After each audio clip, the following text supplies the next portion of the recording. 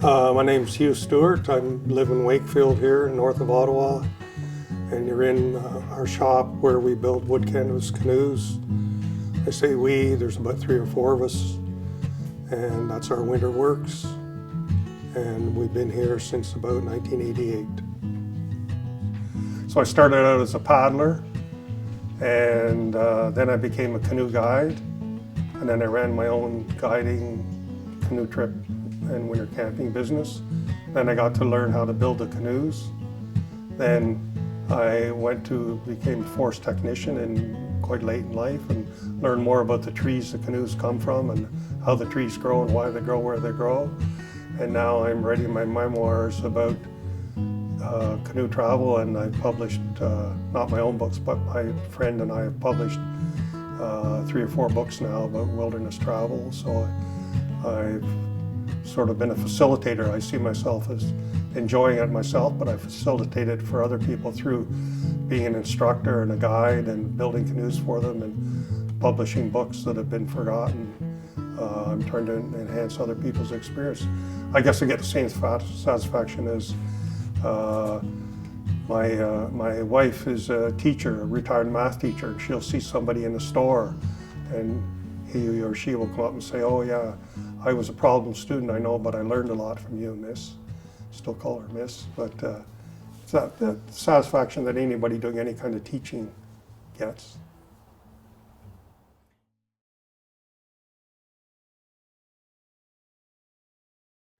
So cedar-canvas canoe came on stream roughly the latter part of the 19th century, 1890s in there. Before that, there'd been 2 kinds of canoes. There'd been birch bark canoes and canoes that were made out of solid wood. And it's not quite clear where the idea of putting canvas on came from. Some claim it was around Peterborough, others claim it was in Maine, in the US, but basically by the turn of the century there were quite a number of canoes being made using the technique of putting the canvas on the outside and cedar ribs and cedar planking. So in its heyday was roughly 1900 to the end of WW2. And then after WW2, you began to get all sorts of synthetics, aluminum, fiberglass, ABS plastic, Kevlar eventually. So now these canoes are seen as kind of relics of an earlier era, but for some of us, they're still the desired craft. Okay.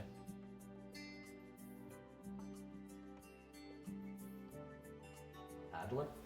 It wasn't one particular trip. It was experience when I was a young lad, went to camp in Algonquin Park. The main thing that happened at that camp was canoe trips. I was 11 years old. I was sort of excited by the prospect. Then I went back when I was 12 and then moved up to Temagami camp up there when I was 13. And I'm now 68, and I guess I've been at it ever since. But it was not one particular incident, but just the lifestyle and the life of the trail and feeling of being self-sufficient and carrying all our gear and food for however long. And I was having all the adventures a young boy could want, and why would you need to read adventure stories when you could go paddling in the summer? So just introduced at a young age and stuck with it.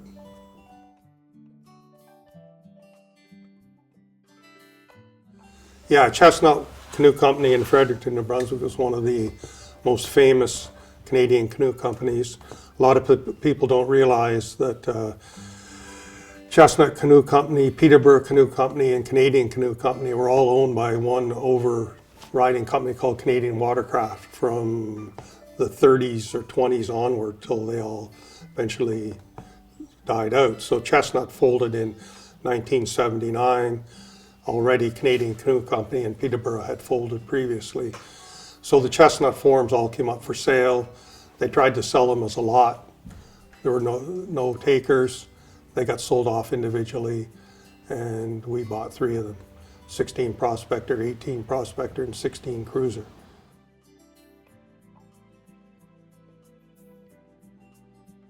Well, the thing has gotten all skewed because Chestnut were the first guys to put out Prospectors. And that was a name given to, they had, at one time, Chestnut had 53 different forms. People don't realize there's a lot of different shapes, lengths, widths of canoes. The Prospector was a line that they put out primarily for people working in the bush. So Geological Survey of Canada might order 25 or 30 18-foot prospectors in a year in that heyday period in the 20s, 30s, and 40s. A trapper might order 16 or 17 prospectors. So they were a large capacity, fairly well rockered, high-ended, well quitted in the depth, could carry big loads. They weren't a paddle in the moonlight with your girlfriend kind of canoe. But once Chestnut folded, everybody else started making prospectors out of every conceivable material. So the term has kind of become a little bastardized. And you see all sorts of canoes that claim to be a prospector, but they're not meeting the original Chestnut specs. They're flawed in some way or other. You know, the height of a canoe at the end can be the same, but how you get there from the middle can vary. So you can rise slowly, or you can go long flat and then stick up at the other end. You can call that a prospector, but it wasn't the original concept. So what I'm saying here is the term has become a generic term, just like we use the term skidoo for an Arctic Cat snowmobile or some other kind of snowmobile, but originally that was Bombardier's name for their snowmobile. So prospector it's become distorted and its original origins forgotten. And so a guy like Bill Mason popularized the prospector because the movie, a lot of his movies and footage are showing a 16-foot prospector that was red that he used. So a lot of people who would buy a prospector now are people going on a lot of canoe trips. Like we build canoes for one of the camps in Temagami, and they have maybe 40 canoes. They might have 2016 prospectors and another 15, 17 prospectors. So you can carry a big load. You can put 3 people in it if you have to. They handle rough water very well, especially the 17 prospector in crosswinds is outstanding performing. You can take a very severe crosswind in the 17 and take on virtually no water. So it's not just width and depth, it's a combination of a bunch of contours and shapes coming together that make them efficient. So who would buy them are some camps buy them, some individuals who go on long trips buy them. They're not too often sold to cottage people. They tend to buy a 15-foot Bob Special or a cruiser canoe, which is a little faster and sleeker. But long trip people buy a prospector. Okay.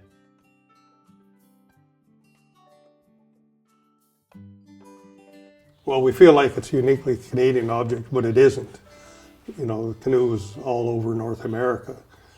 But we have this idea, like the beaver, that it's somehow particularly Canadian, but you got to latch onto something, so you might as well latch onto the canoe. The reason is, I think, because at various times in our history, the canoe has been the main way to get around in the country in the non-winter time of the year. So the whole history of the fur trade and the exploration that went with that was all predicated on you had a canoe to get around. So it was the earliest vehicle for travel in Canada, if you like. So I think that's probably why we latch onto it. And it's kind of gas station nationalism. There used to be something called Voyageur restaurants. And you go into Voyageur restaurant, which was beside Esso station, and there'd be a paper placemat showing the Voyageur canoe route. Well, that's a little hokey, but it's also striking some chord. Right.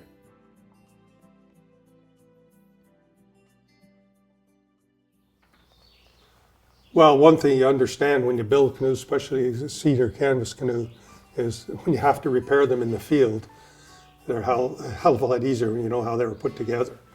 So, but you understand how all of the different aspects of the shape come together. You'll notice something and all of a sudden you say, that's too flat bottom, something's gone wrong there. With that canoe, it's gotten flat bottom when a canoe comes in for repair, or it's gotten too round bottom. So you're very aware of the shape and what the shape's designed to accomplish when you're building them. And so when you use them in the field, you know what's going on, why it's going on.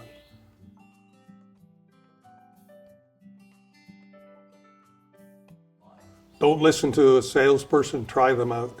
For people come here, I say, we're 5 minutes from 2 lakes or a lake and a river. I'm glad to run a canoe over for you so you can spend an afternoon paddling. Take 2 or 3 different models out, paddle them in the same conditions, preferably windy weather, and then you'll get a real feel for what works for you. Everybody's a different size. Our bodies are all built differently. Some people have long torsos, short arms. Some people short torso, long arms. And depends what you're going to be using the canoe for, paddling around at the cottage, or you're planning to go on canoe trips, or you're paddling empty. For instance, I would say 90% of my paddling life has been in loaded canoes on canoe trips. So I have quite a bit different feel for a canoe than somebody like Becky Mason, who spends a lot of time paddling singles and teaching people to paddle. And she goes on canoe trips. I'm not suggesting that, but probably a much larger portion of her canoe experience is in empty canoes. So I'm always thinking how this canoe performs with a load, and where I put the load, and is the seat too far this way to allow for even distribution of freight or whatever. So don't know if that answers it.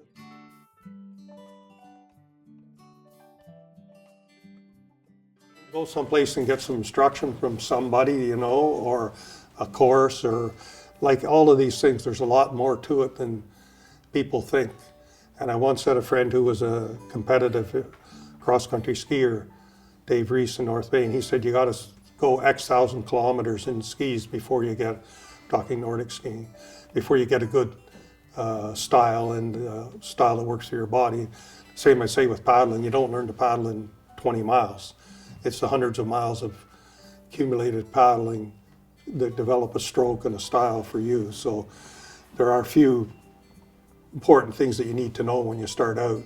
So get any instruction's better than no instruction, I'd say. It doesn't have to be it could be a friend, a father, a son, a daughter, a girlfriend, a boyfriend, but somebody who knows something about it. For instance, I built a canoe for a friend not far away from here, and the other day I was talking to her and I said, now remember, when you paddle by yourself, sit in the bow, face the stern.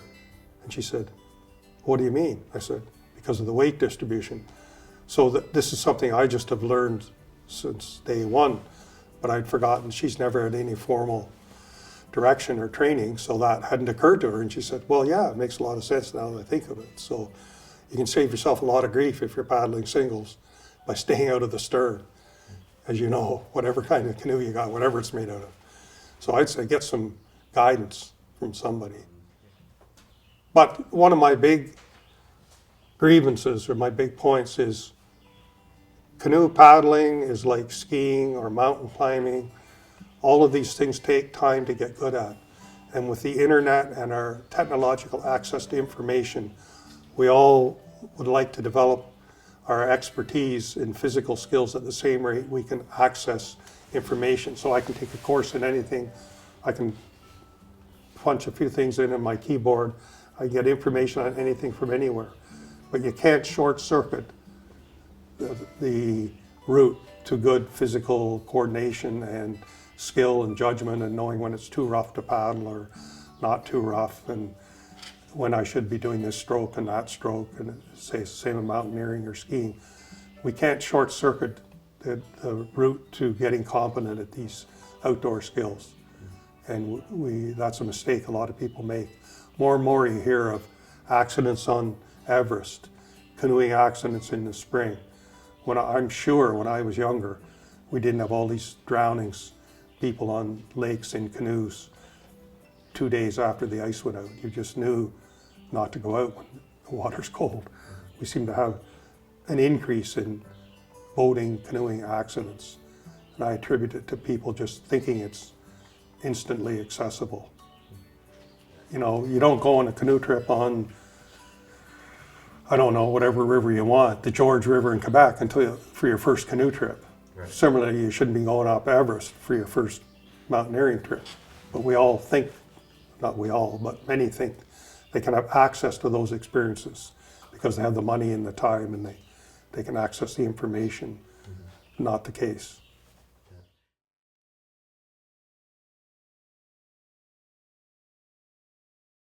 Another thing to remember that a lot of us who stay at canoeing in one form or another, building or paddling or whatever, do it because it's the kind of experience that it brings to you. So my friend Rod Crawley, who died last year, always claims that it strikes on the physical plane, it strikes on the intellectual plane, it's historical, cultural, and it affects you on the spiritual plane. And his claim was there aren't many activities that you can undertake which will give you nutrition on all three elements. And he was always a big believer in that, and he's right. When I look back on my canoeing times and the few I may have left to look forward to, I don't think of, oh yes, I'm going to go up that big rapids or down that big rapids. I can hardly wait. I'm thinking, yeah, I'll be out there, I'll be around the fire, it'll give me a chance to think about these things, it'll give me a chance to spend time with these people I like talking to. We'll be away from television, internet, cars, telephone, all of that jazz. That's what I'm attracted to in the experience now, not just the physical act of paddling. The physical act of paddling is the thing that allows me to get to that other place. And more important than ever in this day and age with the phony concept of connectedness and what's the other word? Interactive. And I'm very suspect of all of these terms. I find I get far more of that on a canoe trip than I do in front of a technological device.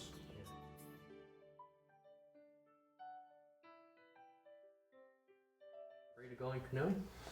Well, first, before I'd answer what I'd say to people afraid of going canoeing, I'd say how I think it's happened is that my friend who was in charge of the trails in Algonquin Park has often remarked that each year it seems that people who come into the park are less and less comfortable with the outdoors, and the prospect of something like a wolf seen at a campground becomes a much more alarming thing than it used to. So I think, in previous generations, everybody went to their grandfather's farm in the summer or at Christmas or their uncle's farm, or there was much more of a cultural connection with the outdoors. Now we've had 2 and 3 generations growing up in an urban or a town environment where nobody in memory has a farm, and they didn't split wood or whatever as kids. So we're a little bit more intimidated by the outdoors than we used to be as a culture, I think. If you look at the numbers of people living in the urban areas, it's quite understandable. So I guess my answer would be, it's not just the fear of canoeing, it's comfort in the outdoors. So to be comfortable in the outdoors, to be comfortable with rain, bugs, cold, heat, you just have to spend time out there and find out from somebody experienced what it's like. Just don't head out. All of these things have a whole bunch of knowledge and skills, and what we've forgotten is that these skills can be lost in generations. The ability to be comfortable outside, that can be forgotten. We can have cultural amnesia. So I think it's kind of a more like, as I say, a cultural amnesia than an incapability of learning. So you have to spend time in the outdoors, and it does have a learning curve, and you do have to be comfortable with it and know which animals to worry about and which not, and know when the water's cold and when it's not. And I noticed in Temagami where I go a lot, I've been going since I've been 13, more and more you get people early in the spring and late in the fall on canoe trips, and you shake your head because you know how cold the water is and how slim the chances of somebody else coming by are if there's an incident. The answer would be, well, we have our sat phone or our beeper or whatever, but the issue is there doesn't seem to be the respect there for the severity of the elements and the understanding when it's, October's not a good canoeing time in Temagami, nor is May, really. So I think we have to be more aware and learn more and not make assumptions about ease of exposure. Mm-hmm.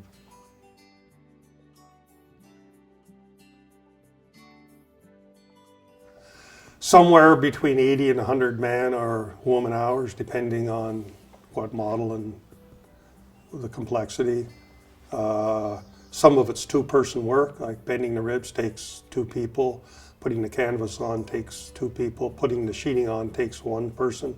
1 person can make ribs, 1 person can paint. I've never really sorted it out. That's just a rough figure I have talking to other people. The way we work is we use the fall to make up all our parts. So we make sheeting for a week, and then we make ribs for a week, and then we make gunnels, decks, thwarts. We make all that ahead of time when the weather's good, so we can work outside. So if you broke it down, I think it would come out to 80 to 100 man, woman hours. Well, Don Fraser, who was at Chestnut for pretty well his whole working career and various capacities, told me that he said, anybody can learn the stages of building canoes. I can show you how to make sheeting. I can show you how to make ribs in half an hour.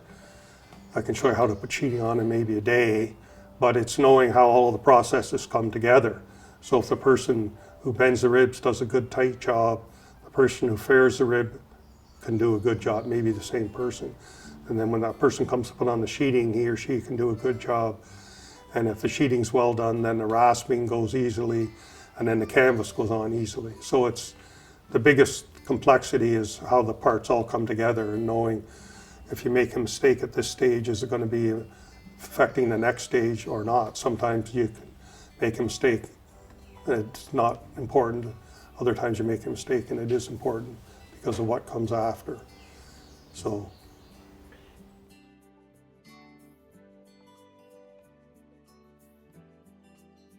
Personally, what's good is I think one of the greatest gifts that God or whoever runs the show up there gave man is wood.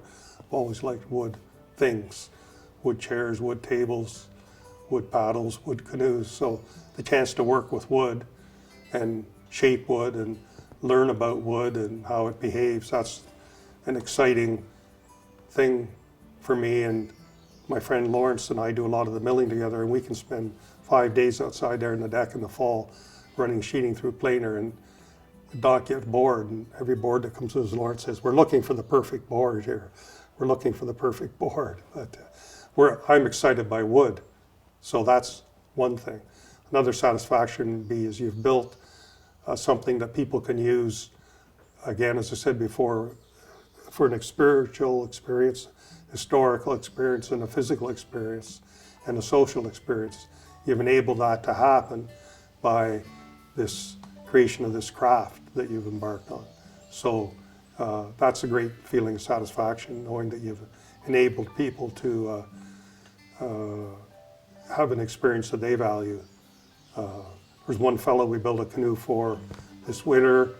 His dad had died in late fall, and he was sort of a little in between in his life.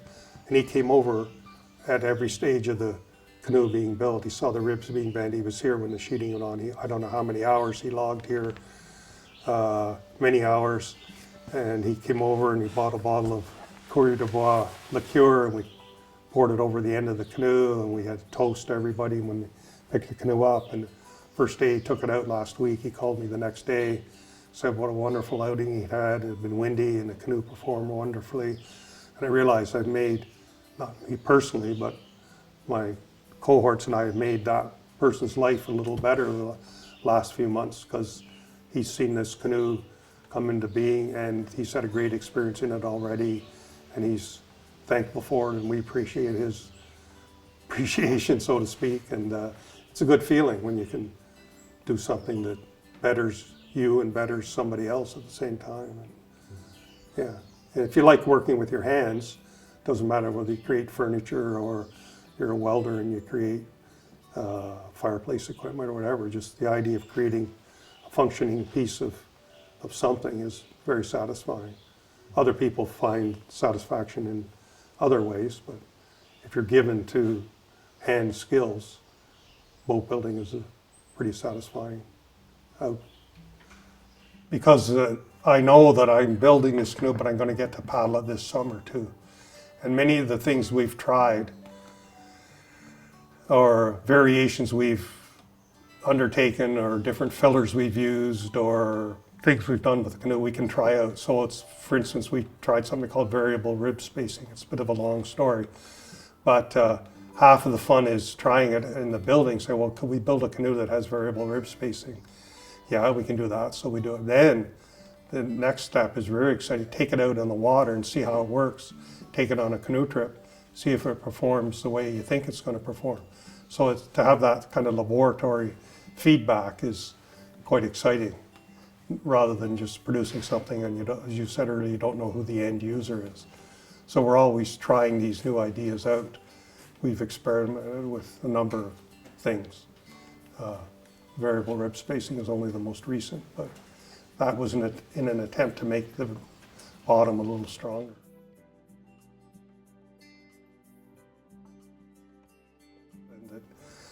I guess I would like people to realize that all of these things require skill, and whether you're learning to be a fly fisherman or a canoe person or a sailor or whatever, they all require skill and a number of years to develop and get good at. It doesn't have to be intimidating, but there's no quick route, because they all involve some kind of judgment when you're out there. So when you're out there fishing, hunting, paddling, mountaineering, sailing, whatever, it's not only the skills, but you have to have judgment as to when the conditions are appropriate or not appropriate for you to do what you're doing. And it's knowing. One of the books we published was by a guy called W.H.B. Hoare, who's the guy that set up the Teelon Game Sanctuary boundaries in 1928-29 on foot by canoe, snowshoe. And he'd already spent a good decade living with the Inuit, or they were called Inuit then, the Eskimos as he called them then, of the North. And what he learned, he said, was knowing when not to travel was as important as knowing when to travel. So what I'd like people to take away from the film is outdoor activity is not frivolous. A lot of people have spent their lives at it. They're pretty dedicated, and it's a serious thing. It brings a lot of enjoyment, but get the skills and get the judgment. And by doing, there's no quick route to that. I got one for you. Okay. Do you know what a canoe man is? A canoe man? Yeah. There used to be a profession called canoe man. And if you read the Geological Survey of Canada annual reports, so-and-so goes to survey this area. They get off the CPR line at Denoric in Northern Ontario, and we signed on 4 canoemen for the summer. And we embarked at this place, such and such, with 6 canoemen from the local community and a guide. So there were these people, a lot of them Métis or Native, who were called canoemen, and they spent their life paddling canoes, portaging, poling, lining. And they worked for people like the Geological Survey or private mining companies, whatever. But, you know, it's a profession. It was a trade. It took years to get skilled at it. Not just for the weekend warrior. I'm not saying we all want to aspire to be modern day canoemen, because we don't have the time or the opportunity, but I'm just trying to emphasize the depth of knowledge and the seriousness that was attached to the act of canoeing in past years.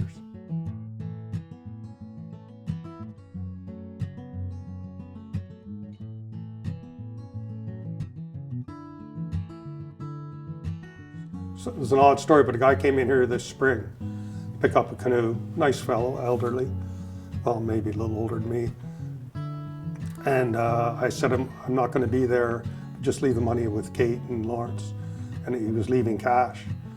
And he was nervous about leaving them the money. And I said, I've put my life in the hands of these people on the trail, and I'd happily do it again. $500 is not something they're going to abscond with. I know these people, and I know them because I've been in the trail with them. Anyway, small point. And that's the end of my questions, but is there anything that I missed?